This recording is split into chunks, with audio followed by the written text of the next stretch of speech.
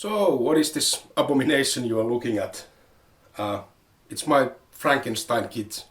I wanna tell all about it. I've had this Alesis Nitro Mesh Kit for a couple of years. I used to play it almost daily, but for the past year it has been collecting dust. Maybe played it twice. So, you know what musicians do when they have stuff just collecting dust? Buy more stuff in the hopes that they will play it. So I bought this slightly used Loota Percussion set. Well, turns out I didn't really play that either.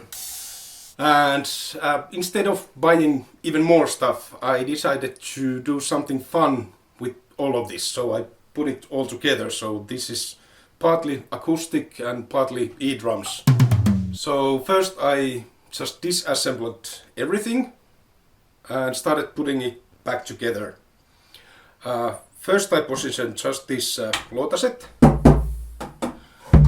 and then I assembled the rack of the E-drums and started to trying to find out how to put all these three toms in front of me and where to put the hi-hat and snare and everything.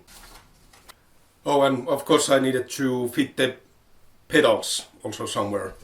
Hi-hat control and the kick control. I wanted to have the E-drums hi-hat on the right and the snare on the right. So it would be like these. And I wanted to have the cymbals in top left and top right. I wanted to have the ride on the right and crash on the left. However, Alesis has been kind enough to cut these cables to sensible lengths in case you might be putting your drums into sensible places. So there was a bit of juggling about, because the snare cable is shortest, and also it's assuming that they are in their typical places, and the crash would be here and the ride somewhere here. So I had to switch so that the ride is on the left and crash is on the right. I mean, I could easily switch these in software, but who wants to mess up with the default configuration every time you set up stuff? I mean, if I'm maybe recording something, I could maybe then do some fine-tuning, but I would like to have them just be playable out of the box when I just drop my drum machine in the DAW. So finally, all of this needs to come together somehow, right? For the analog part, I have two microphones. One is for the kick, it's behind me, and one overhead, just dangling about here. It would be preferable to have better mics and proper mics and in correct places, but it gets the job done. And these microphones route to my Behringer UMC 1820 USB audio interface. And on the software side we have Ableton Live listening to the mics on two different channels. And the drum module is connected to my computer via USB. It sends MIDI signals to Ableton Live, in which I have Easy Drummer 3, which then turns that into drum sounds.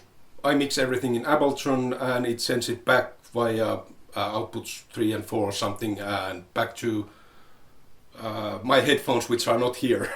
They are there, but you'll see. Because everything is put together in Ableton Live, I can also record everything I play and I can listen to it live, and I can drop in some music to play with, and of course because of Ableton's have some time stretching features, I can also change the time, the tempo I play in.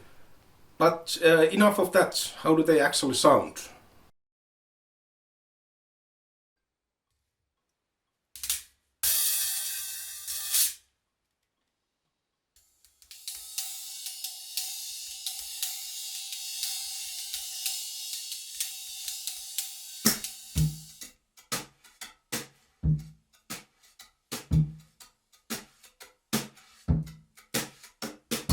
spoken word experimental jazz song in the key of A minor at 120 beats per minute.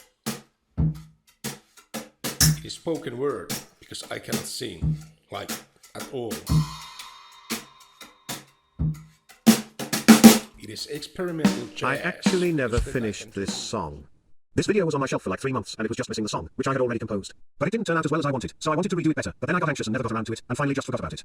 But I really want to publish this video, but I don't want to publish the song because it turned out to be kinda cringe, but not enough cringe to be haha funny cringe, but actual cringe.